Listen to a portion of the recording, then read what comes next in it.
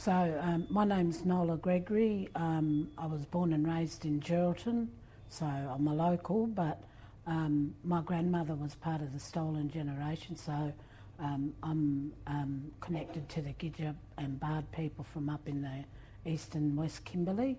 My dad was Broome Beagle Bay boy, and I've lived here all my life, so pretty well known out there. And so obviously you've had interactions with like Radio Mum before, but just for the listeners and the people that don't really know a bit about you and your poetry, how did you get into poetry? Was it, I think we might have read somewhere that it was you wrote a eulogy and that sort of got you into it? This is a question I always get asked when people interview me. Is a bit sad actually.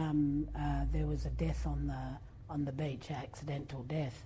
And at that time I was working at the Department of Aboriginal Affairs, and Dolly, who now works at the courthouse, Charmaine Yates' girl, she came up and she asked if I could do a poem for the little one that had passed away, and it just ballooned from there. That was way back in 1995, so I've been writing poetry since then. I've got well over 200 poems, something like that, yeah. And what do you love about poetry as like being your creative medium? Yes, I love the fact that I can respond to people that are very negative on Facebook, and I've had a lot of people come back and say, oh, what you said was just pretty powerful. So that's the way I like getting to people, is through the poetry. It's just, I didn't even know I was a poet. I just, it just came to me. And ever since that unfortunate day, I just kept writing and kept writing poetry. I won the Queensland, I forget what it's called now, poetry competition for emerging poet back in 2022, I think, or 23, can't remember. Yeah, so I'm just passionate about it. So anything, I could be sitting down and there'll be something that grabs my attention, and the words just flow, and I've just got to get them out on the paper. There's a funny story. Me and my daughter were driving along in the car one day, and this poem came to me. I said, quick baby girl, because I call her baby girl, quick baby girl, write this down. She said, I've got no paper, Mum. I said, get your arm and write it down. So she was writing all these words on her arm, and when we got home, I just had to write them all down from her arm. Otherwise, I forget them if I don't write them down. Yeah. Yeah. Well, that's mad. That's it. Just comes to you. You got to write it down. Do you have nights like where you have like a dream, and then you like wake up and you got to write things down, or is it more when you're very rarely? Yeah. I very rarely have. It might. Most times it'll be something I'm sitting TV watching. A lot of times if it's to do with Aboriginal people or with the Aboriginal culture, and I can see that people are being ignorant and not all of these things about we get free this, we get free that. That's the sort of thing I like writing poems about, so that I can get to people that way and answer their questions and say, what you're saying is not quite right. I worked for everything I got, and so did a lot of other Aboriginal people. We don't get everything for free, so... Yeah, no, I'm still waiting for my free house and car. Yep, that's what I said in one of the poems. I'm still waiting for it. Yeah. So you mentioned the Queensland Poetry Award, but do you have like a career highlight or like a poem that you're most proud of? Yes, Mother Earth poem is like, that's really, really... Mother Earth and songlines, but Mother Earth is very popular. It was purchased by... I still retain the copyright, but it was purchased by... I can't remember what their name is. They started over in Sydney. They had their world preview and release in Sydney, and it's on a big orange light board as you walk in, and it's got all of these... it's an emerging experience, something like that, and it's got all these huge screens, and it's got all this photography and of lightning and just everything natural, and you walk in and all you hear is all these sounds, and it's absolutely beautiful. It was in Perth. I don't know where it is now, but that's I think that's they said they wanted my poem for it will be about 15 years. They said so. Pretty powerful, that stuff when you go. I cried the first time I went in and sat down and watched it. It's just the photography work just hits you right in the heart. I found this, amazing. I didn't actually know this until like Kate put it as one of the questions. But you're the only First Nations person to have a poem read in both federal and state parliaments. So which poems were they, and in what context? One was read by Sue Lyons. It was to do with Nana, Stolen Generation. I can't remember the name of the poem, but you could still see it. It's on, if you have a look on Hansard, you'll see Sue reading it out. And then the other one was Ian Blaney at the time. He read the same poem in the state parliament. He was the one that first approached me. He seen me at the museum. I read it there, and he come up and asked me if he could read it in the parliament, and I said, yeah, that's fine. And Sue Lyons is the senator. She's connected through one of our little nanas, not so little now.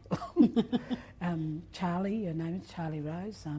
We connected through her, so she asked through Charlie and Jasmine if she could read my poem out. It was to do with reconciliation, and I think it was big. It was a big event at that time. I think it was like 25 years or 50 years or something like that. Yeah. One of those, big occasions, and so they read them out in both the state and federal. Yeah, well, it's nice they reached out and asked before. Yeah, before doing it, isn't it? But how did that feel, like having that done? Awesome. All of the comments that I got on Facebook and everything were really positive, and people were really proud and say, putting Geraldton on the map and making people aware that we're here. Hello. Yeah. Yeah. And can you tell us a bit about the upcoming poetry exhibition that's here at the Geraldton Library for Reconciliation Week for this year? What poems will be featured, and why did you pick those poems? I think I talked to Pavlina from the City of Greater Geraldton, and I had a exhibition that was called Because of Her We Can. It was with NAIDOC, I think it was a theme at that time. So I wrote a series of poems about women and people in the community that had a big impact on my life. So those poems sit in the library now, and they're there forever, and people can go and get a copy, but they have to ask family members first. So I think there will be those up, Because of Her We Can. There are some others that Pav saw online of mine that will be displayed as well. But I think mainly it will be that Because of Her We Can. Yeah. All right. Well, you might not actually know for this next question, but what can people expect if they go to this exhibition aside from some of your poetry? Do you know anything else that's being featured at the exhibition? Yeah, there's heaps of Aboriginal stuff at the library. They've got a huge Aboriginal collection. I used to work for the City of Greater Geraldton, and one of the things that I first did when I was there was go and sit down at the library for a couple of days and go through their huge collection that they have down there. A lot of historical stuff. If people are looking for historical Aboriginal stuff to do with Geraldton, they've got a huge collection there. So if people wanted to go down to the library once they're there, if they go and have a look at ask the ladies if they can have a look at some of the Aboriginal collection that they've got. They've got, I started up when I was working there, the Yamaji Yanda they called it. It's a photographic collection, and people that have got any photos that are sitting at home, they can take them into the library and they will be put in the Yamaji Yanda collection, and they'll be given a copy on a disc or a memory stick, whatever it is these days, and they give them that to keep, and they give the original photos back to them, but then those photos, it just are there forever. All right, and so I'm sure, not just Mob, but non-Indigenous people are inspired by reading your work, because obviously a lot of people reach out. But what advice would you give to anyone that's starting on their poetry or writing journey? I'll say don't give up. Just don't give up. I do a lot of research online if I don't know something, or I don't know the meaning of a word, or I want another word to describe it. I do a lot of that online, and so I'd like to encourage people, even if you think you don't have the words to write, you never know, unless you give it a go. So I used to do classes with the kids at school, and oh my God, some of the poets that we've got in these schools, some of the young kids are just, unbelievable. Because I get them to write little poems, little funny little things, to get them. I always say to them, poetry is not boring, like people say, and this is why. And I usually get them to do the Betty Botter. It's a tongue twister. And I usually get them up in front to do that, and they time each other and try and beat each other. They absolutely loved that, but it was just a little poem, Yeah. And it just starts off from there, and I just get them to write poetry. So that's the kind of stuff people can get into once they start to get recognised. I know that a lot of the schools will reach out to them. I know that for a fact, because they're always screaming out for Aboriginal people to come in and teach the kids poetry. Yeah. And if someone wants to read some of your poetry, where can they find your work? Everywhere. Another funny story. My daughter says to me, Mum, you're famous. I said, no, I'm not. She said, you are. She said, go and Google your name, Nola Gregory Poet. And so if you go and Google that name, Nola Gregory Poet or poems, you'll find a lot of my poems online. Facebook, if you're connected to me through Facebook, I put a lot of my poems. I used to do them daily, put one poem a day, but when I started working at housing, it just got too much. So I have to start up with that again. And so. Do you find that it takes a bit of time to put a poem together? No. So that's the other thing. I usually talk to the old people before I start writing my poems, and I ask them to show me the correct words and the correct beliefs and the things that will touch people's hearts, and I just sit there and I kind of just in my own little zone. So it'll usually take me between 15 minutes to half an hour to a day or 2 days. If I can't finish that poem, I'll put it down and I'll come back to it.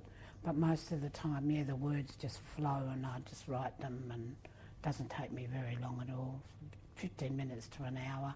Wow.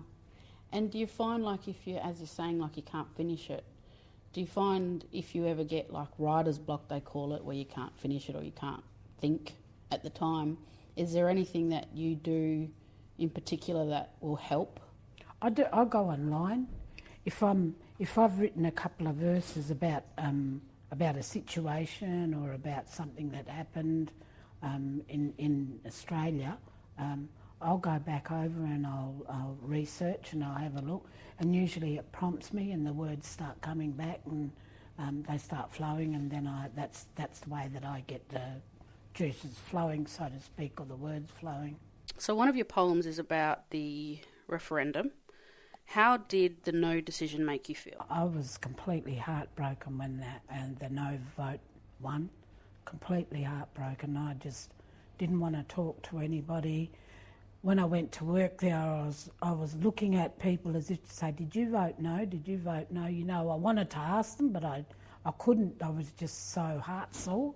So that had a really big effect. I know a lot of people in my family were the same. They were just devastated all over Australia. It just left people, it just cut people so deeply. We didn't know that Australia could be so racist, and all the lies that Jacinta and Dutton told, all of those lies people believed. And if only they'd come and sit with a black fella and learn what the truth was, you know, and we could have had a voice to Parliament there. We could have had someone, you know, up there leading for us and fighting for our treaty that we still haven't got. Yeah, and I think a lot of people, you know, especially non-Indigenous, probably were a bit confused as to why the mob were taking it personally. Yes. But they didn't see how important and how much it meant for, you know, mob to try and get their voice They in don't Parliament. understand how deeply it cuts when they say things that are extremely racist. And you have people like my nephew saying he will get on there and he will give it to them. Not me. That's how I respond to people, is through my poems. I will sit down if I'm so, like that poem that I wrote about the yes and the no vote. I was so devastated by that I sat down and I wrote that poem, and I was almost in tears when they come out and they said how many people in Australia voted no as opposed to yes. I think, don't you fellas want to learn? This is a 65,000-year-old culture we're talking about. You fellas don't want to learn about our culture or what? Well, if you don't want to learn, I'm not going to tell you. I'll just tell those ones that are willing to sit down and willing to listen and learn about the culture. And I think that's how people are going to be from now on, is because they're cut so deeply by what happened in that yes and the no vote. I won't mention somebody's name again. Did you talked about, we were talking about grief before, so you find that your poetry is your way to, you know, medicate, I guess, and heal? Yes. And that could, you know, a lot of Indigenous people turn to other things that are bad for them for dealing with their trauma and their grief. But poetry can be... When I've read at certain events, Aboriginal events around town, I have had both non-Indigenous and Aboriginal people come up to me and say that it's just hit them right in the feels, and, you know, that the poem was powerful and it really spoke to them. I have a lot of non-Indigenous people that say that to me about my poems, and that's something that makes me feel good, because that's the whole reason why I write poems, is to get to people and to let them know the truth, you know, that there are people out there, Aboriginal people, that are willing to sit down and, you know, tell you the truth-telling, as we call it. So I remember, I was telling Kate, I remember when, you know, what happened to Cassius when we had the vigil here, and you read a poem. So obviously, you know, it's been in the media that the verdict about the people that did what they did to Cassius has come back, and you wrote that poem. What was your reaction to seeing, you know, the trial and the verdict? I was mortified. It's just, how could they do that? You know, just pick. He was innocent. He wasn't even the one that did this. What was supposedly, you know, done, and but even it doesn't pass it doesn't forgive what they did. It's just, I was just horrified. I just couldn't believe it. But I was just so impressed with his mum and the way she told people not to go off and to keep their calm, and she was just so, she was awesome, totally awesome, and that just prompted me to write a poem for, I don't know if they ever got a hold of that poem. I don't know if the family have ever seen it, but it is there, so I've still got it there on my iPad somewhere. And like particularly with the verdict coming through, did you have any feeling, like did the feelings come up again? I was so glad that something was done about the two guys, but I was a little bit, I questioned why something wasn't done with the young girl. If she was there with them, she was, you know, she should have faced something, because she was there with them when they did that. So why did she get away with it and the other two boys got charged? Yeah, I think I've seen a lot of things on Facebook of people questioning the same thing. She may not have done anything to hit him or, but she was still there, and she could have alerted the police to that, what was happening. She could have not went along. She could have rung them up and said, these guys are going to do this, and I don't believe in that. I think that you should do something because they're seriously going to hurt someone, and they did. They took a young boy's life, and that's very sad. Yeah, well, that's it. And you look at, just a basic understanding of the law. If you're in the company of somebody that's doing something wrong, generally walk away. You get blamed if you go along with it. Yeah. Walk away or go and ring the cops, or don't go along with the flow. Always dare to be different, and don't let people tell you any different. If you don't want to go with the flow, you tell them no. That's not the way I've been taught. I'm sorry. If you want to be like that, you go ahead. I'm not. I'm walking away. I'm sorry. That's some really good advice. I've always taught my daughter that as well, Rashan. So. Yeah, that's good advice, especially in this day and age. Yeah, especially because there's so much hate and racism going on in Australia at the moment. It's just mind-boggling. Yeah, it is. But yeah, so that's pretty much all the questions that we had. But is there anything that you wanted to add? I encourage some of the young fellas out there that I know are very talented with writing. I've got poems that are all over the world. Because they're on that website. There's a few people over in Paris. There's one in Switzerland. She actually contacted me and wanted to teach all of her class about Aboriginal culture, and she read some of my poems and she said they're really powerful. I was wondering if I can use them to teach the kids in my class. And sometimes, I'll send her a little video and she shows it to the kids. So it's those kind of things, those kind of connections that you make in the world. So if you've got the skills, young fellas out there, don't give up. Keep going. You never know. You might be able to write a book. I've still got to do one. No, that's some deadly advice. That's good.